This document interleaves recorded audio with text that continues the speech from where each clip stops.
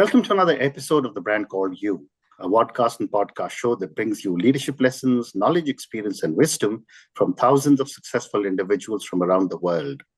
I'm your host, Ashutosh Garg, and today I'm delighted to welcome a very accomplished professional, a well-known and respected coach from Melbourne, Australia, Serena Low. Serena, welcome to the show. Thank you so much, Ashutosh, for having me. Thank you. Serena is a quiet warrior coach, and she's the host of a podcast which is titled the Quiet Warrior Podcast. So, Serena, let me start by asking you, tell me about your own journey and what prompted your transition from law to coaching and podcasting.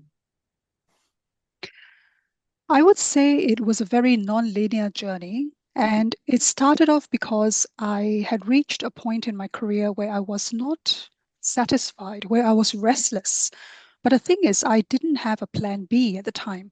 And as you know, in Asian culture, we are encouraged to follow the path Correct. that everybody else is following. And as long as you don't deviate from the path, you're good, you're successful. Absolutely. Yes. The problem is, as soon as you start feeling, restless, then you feel, oh dear, if I were to decide now to change my career, to do something very different, what is my family going to say? So I had to go through that little hump and work it out for myself.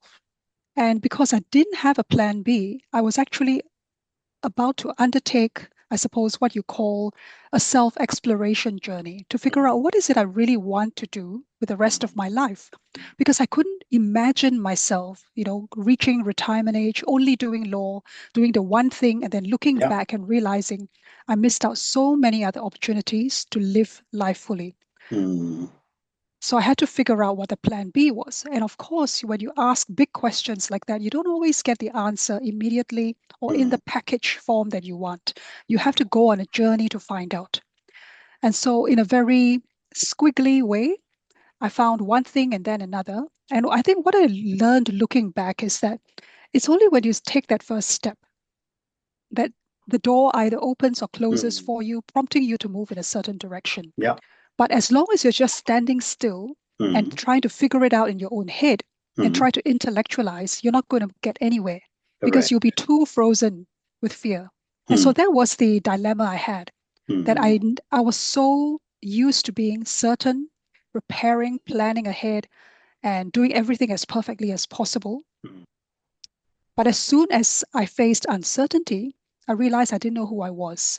Outside of the system, when I was no longer a lawyer, I had an identity crisis.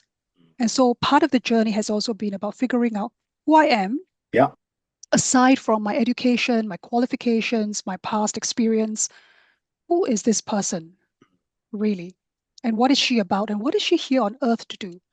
And so that's what I've been figuring out for the last 20 years. Incredible. Thank you for sharing this amazing journey. And, I completely identified with what you told me that, in Asia, every time you want to make a change, there are so many people whose views have to be taken into account, even though it may not be necessary. I've been through the similar kind of things throughout my career. What will parents say? What will uncles say, aunt say, etc. But moving on, you also, when I was preparing to talk to you and reading about you, there was a mention about a trauma that influenced or informed a career direction for you. Would you like to talk about that? Well, it was probably, I think you're referring to the miscarriage, perhaps. And that was one aspect of what prompted the wake-up call. Because sometimes, you can be very comfortable with your life. On the outside, everything's just going fine. So you don't really think of deeper questions. But when something happens and it shakes your world a little bit, then that's when you wake up. And then you have to ask yourself some serious questions like, is this worth it? Do I really want to carry on with all this stress, with all this uncertainty? And I think our organization at the time was also going through a massive restructuring, which meant that there was a lot of unhappiness, morale was a bit low, there was a lot of uncertainty. And those sorts of emotions are contagious. They affect everyone. So in that kind of environment, the stress level goes up as well. And so on top of that, with the miscarriage, I thought, I think this is a good time to really take time out to pause and ask myself, what do I want to do next? Well said. And were there any defining moments that led you to embrace your identity as a quiet achiever? I think I've always been identified as a quiet achiever by others. Hmm. The first idea I got about it was looking at my school reports, because every single year I would be identified as that quiet achiever, that conscientious student, the hardworking one. And then the teacher would say, but she doesn't speak up enough in class Hmm. discussions. She needs Hmm. to speak up more. So there was always that but, which was Hmm. attached to that. And so I got the impression that it's not enough to just do well. Hmm. It's not enough for me to sit quietly in my corner, figuring things out in my head and getting the answers right. I also have to learn to articulate them and engage with people in group discussions. But the Hmm. problem was I didn't enjoy talking. Hmm. So that Very was interesting. difficult for me. Very interesting. So let's now move and talk about how the quiet achiever morphed into a quiet warrior, and that is a coach and a podcast. Serena, what does it mean to be a quiet warrior? I see a quiet warrior as someone who, by nature, on the outside, doesn't say very much. But when the moment comes and they need to speak up, when they need to do something, when they Hmm. need to take the lead or make a decision, Hmm. they can rise up and do it. Hmm. So there's often this misconception that just because somebody is quiet, we assume that they are not participating. We Right. assume that they don't care enough Hmm. or that they are not a good leader. But I think those are actually myths. It's just their operating system is different. They don't have a preference for talking all the time. Hmm. They like to process, they like to think about things, they like to analyze. And then when they're ready, they speak up. So I think the Hmm. difference between the quiet achiever and the quiet warrior for me Hmm. is that it is an arc, it is an evolution. You start off as a quiet achiever in the background, doing your thing quietly and competently, but Right. sometimes you need to be the leader. Hmm. You need to be the warrior. You need to be able to rise up and say, I'm not standing for this, or there is an injustice here, or I disagree with this, or I'm speaking on behalf of these other people. And sometimes it's the other people that are more important because maybe for some reason they don't have a voice. So Hmm. then it becomes a moral obligation for me as a quiet achiever to say, because they don't have a voice and because Hmm. I care about their mission and their well-being, I Hmm. need to be the one to be brave and stand up and say something. Hmm. And that's Well when said. you become a quiet warrior. Yeah, well said. So I made an assumption in my conversation with you that someone who's quiet or achiever or a warrior can also be an introvert. And therefore, my next question is how can introverts begin to see their quiet nature as a strength rather than a limitation? I think it begins by reframing what it means to be quiet. Hmm. When an introvert speaks in a group meeting, I've often seen that there's a huge contrast with extroverts, for instance. They're very quick off the mark. They will say things. Sometimes they say things that don't always make sense. Yeah. It's more like a race to get the first word in. Hmm. But then you see that person who's hanging back and they are observing, they are noticing, they're paying attention to what everybody else is saying, but they're not saying anything yet. Hmm. But then a few minutes later, when they're ready, they decide to articulate. And that's when they have actually analyzed and processed and filtered and come to a certain conclusion. And they are Hmm. very certain that what they're about to say is actually of value. And then they say that thing, and then you just look at the expressions on the others' faces. Hmm. It's like there's a mic drop moment. Yeah. It's like, oh my goodness, did you just hear what that person just said? How Hmm. come none of us thought of it before? It's so good. It's like so on point. It's so wise. It has taken everyone's views into account. And Yeah. there's just this way that the introverted quiet achiever functions and the way they think that is actually very powerful. It's a strength, it's a superpower. Hmm. So I think the more introverts reflect and realize this for themselves Hmm. and notice how other people respond to them when they do speak up, they will realize more and more that Hmm. what they have is actually a very precious gift and they need to exercise it more. Well said. Well said. And my next question, Serena, is how can introverts advocate for themselves in environments that reward extroversion? That's a complicated one because sometimes the system or the environment is not encouraging of the smaller voices. So it depends on how you go about it. But I always tell introverts that we are responsible for the energy we bring. And also, Susan Cain has this saying that everyone shines given the right lighting. So sometimes you might wait for somebody to set up the lighting for you, and then you just step into the spotlight. Sometimes you have to be the one to set up the lighting for yourself so that you can shine when you are actually in the Yes. spotlight. And that's taking self-responsibility. So looking for opportunities, looking for ways for you to contribute to the conversation. Sometimes it doesn't have to be verbal even because you may not find the right flow or the right moment to enter the conversation. Maybe the facilitator hasn't noticed that you want to speak, and so they haven't given you the chance. But there are still other ways. You can summarize what's said. You can follow up by email. You can have a one-on-one meeting with people after the meeting. There are so many ways you can communicate. But the important thing is to not be discouraged or to not feel that I have to be loud to be effective. I have to be seen to be effective because there are so many creative ways we can let our voice be heard. Very well said. But then conversely, how can extroverted leaders better support introverted team members? And if possible, give me an example. A very good example would be when facilitating a meeting. There is this tendency to want people to brainstorm and then, share their thoughts. And sometimes because there's a lack of awareness around how introverts and extroverts think and function. Extroverts are they can wing it. They can come up with something on the spot. Whether it's well thought out or not is a separate issue, but they are very quick to respond. The introvert, on the other hand, has a slow warm-up process. They have to go through this thinking process that's very convoluted, but a lot of the high-level thinking and deep thinking goes on in there. So you need to give them time.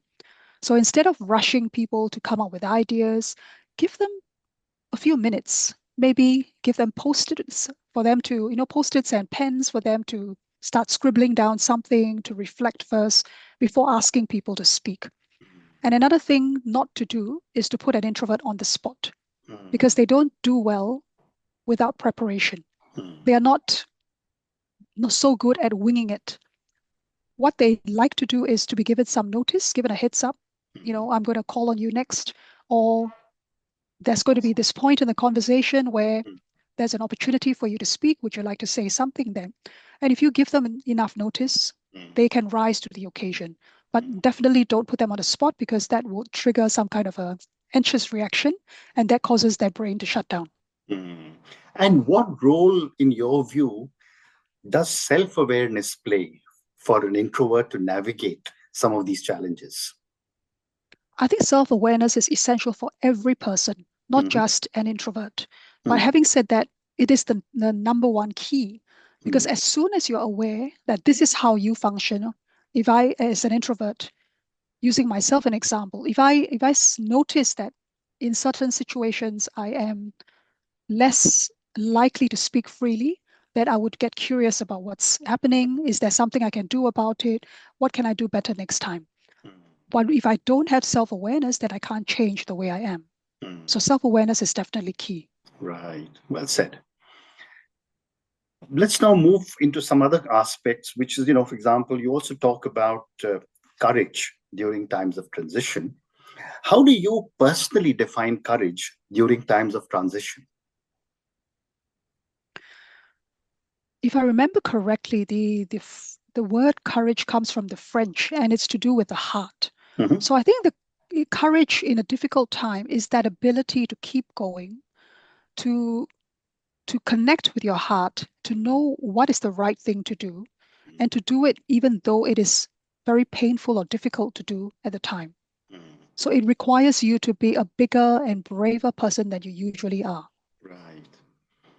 And another thing that I was reading about, when preparing for this conversation is healthy discomfort and misalignment. How do you differentiate between these two? I define alignment and misalignment as that balance or the harmony between mm, your inner self and what's happening outside. So mm, when someone is misaligned, usually it means that there's a values conflict mm, between their own personal values and the values of, let's say, the organization. mm, So if you're misaligned, what's happening is the organization, let's say it's profit driven, it puts people last, but you yourself are people first and heart centered, then definitely that's going to be a misalignment, which mm, might make it difficult for you to operate in that environment. mm, Whereas a healthy discomfort is to do with I am not comfortable doing certain things because it's not my nature, or I haven't done it often enough, I haven't had enough experience, I'm not familiar with it. But if I do keep practicing, I can get good at it. So it may be uncomfortable at first, but it is a healthy kind of discomfort because when I keep practicing, I keep getting better, I become more competent, then I become more confident, and then I'm no longer in that zone of feeling uncomfortable. And that's mm, good for my growth, and therefore it's healthy. mm. Amazing. Moving on, Serena, how do storytelling and personal narrative play into your coaching style? I think everyone operates from a certain story. There's a Mm, story we tell ourselves about our childhood, about our experiences, about other people, about what mm, life is, about why I'm here, and so on. And mm, so, depending on that story, it can motivate you to go in a certain direction mhm, or it can keep you stuck. So if you tell yourself an empowering story about how capable you are, how many opportunities there are ahead of you, how blessed you are, how wonderful the people around you are, and how supported you are, then you're more likely to keep going. mm, With even though you may experience difficult times. But if you tell yourself a narrative that I'm always the victim, people are always out to get me, life is so hard, mm, then you also go down a certain other kind of path. mm, So I think it's really important what kind of stories we're telling ourselves. mm. And what are some recurring patterns you have noticed among your clients? And how do you help clients uncover the hero within? One common pattern is the impact of childhood trauma on the Mhm, way the introvert shows up in the world. So mm, when an introvert hides or plays small or refuses to be visible, there's usually a very strong emotional root cause. mhm, Sometimes it's because when they were growing up, there was an authority figure who was always either blaming them or punishing them or shaming them for something, for the way they express themselves, or even having the courage to say no. And mm, so they grew up believing that I cannot do these things, I cannot speak up, it is not safe for me to be myself, I need permission to do anything, and I always need someone else's validation. mm, So it's mm, incredible when you look across, a huge number of clients or case studies, that same pattern comes up again and again. The cause and effect between things that have happened in the past to us when we were at a younger stage and we were defenseless and powerless and didn't have the language, and it became a coping mechanism. And then we carried forth that coping mechanism into our 30s, 40s, 50s, and we're still acting like that frightened little child who needs permission to live their own life. So that's one mm. of the most common patterns I see. Very interesting. Uh, Time for three more questions. What advice do you offer those struggling with fear of starting over? I would say there's nothing wrong with fear itself. Everybody goes through that fear, and you can have the fear and still do the thing that you need to do to grow. So you can feel the fear and you can still speak. You can Mm, feel the fear and you can still say no. You can mm, feel the fear and you can be brave and try something for the first time. It's mm. not the fear itself that's the problem. It's also what you're telling yourself. Yeah. If you see fear as a full stop, Mhm, telling you that, you are not good enough, you are worthless, you don't deserve this opportunity, then that really becomes a full stop. So we need to examine and be very critically thinking about what is this resistance that's coming up? mm, Why is it coming up? What is it like? Maybe it's like something I've been through before. What is it here to teach me? mhm, And then we can have that conversation with ourselves and we can be kind to ourselves even while we are feeling that fear. mm, And also, I find that when we focus too much on the fear, it becomes bigger than it needs to be. But when mm, you focus on something else, let's like what the example I gave earlier, if I'm advocating on behalf of a group and they are marginalized and they need my voice and they need me to speak up for them, then that purpose, that cause becomes bigger than my fear. I may still have the fear, but the fear is like this. And that purpose becomes like this. And that's more important. The message becomes more important. Yeah. Amazing. 2 more questions. Can you share a story where your introverted approach led to unexpected success? I can think of a client who is a leader at work and very introverted in that they sometimes have imposter syndrome. Sometimes they don't really want to speak up and feel quite intimidated by the loud voices. But then halfway through working together, they had this sort of like a light bulb moment where they realized that actually their ability to bring people together in a very quiet, calm way, the way they articulate, the way they facilitate, makes it safe for others to open up to them, to share with them, to speak, to share ideas freely. And that actually is their superpower because you don't always have to be the loudest person to lead. Sometimes leading quietly, with calmness, with steadiness, with respect for everybody's opinions, that is just as powerful. Amazing. Thank you. And my last question to you, I can't possibly end without asking you about your Quiet Warrior podcast. Tell me about your podcast and who are your target audiences? So the target audience will be people who identify as introverts and quiet achievers, who are looking for inspiration, looking for strategies to become the quiet warrior. They have no idea what that means, but something about the word appeals to them.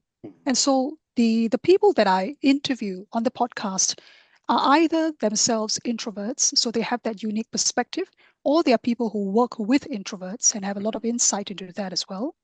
But more importantly, they have a journey and a narrative or something they've been through, their own hero's journey, where it is similar to that of the quiet warrior. So there is a progression, there is a growth, there is a transformation, there is that period, the quest that they go on and they overcome obstacles and adversity. For instance, very recently, I interviewed a young lady from South Africa, and she grew up in poverty in a village, and she was sharing her story of how she's now one of the top techpreneurs. And she and her husband have created this app that eliminates the middleman so that the farmers can bring their produce direct to market and be compensated fairly. So that is a powerful hero's journey that emerged out of what she saw as a need that was unfulfilled. And because she has that mission and that heart to fulfill that need, she has found a way to do it, even as an introvert. Amazing. And on that note, Serena, I just want to say thank you so much for speaking to me about your own journey. I think we had a fascinating conversation about quiet warriors, about introversion, about how you are supporting so many people who believe they are introverts to actually making huge successes in their own lives. Thank you also for telling me about your Quiet Warrior podcast. All the very best for your podcast. Thank you for speaking to me and good luck. Thank you so much, Ashutosh, for having me today. Thank you. Thank you for listening to the Brand Called You videocast and podcast, a platform that brings you knowledge, experience, and wisdom of hundreds of successful individuals from around the world. Do visit our website www.tbcy.in to watch and listen to the stories of many more individuals. You can also follow us on YouTube, Facebook, Instagram, and Twitter. Just search for the Brand Called You.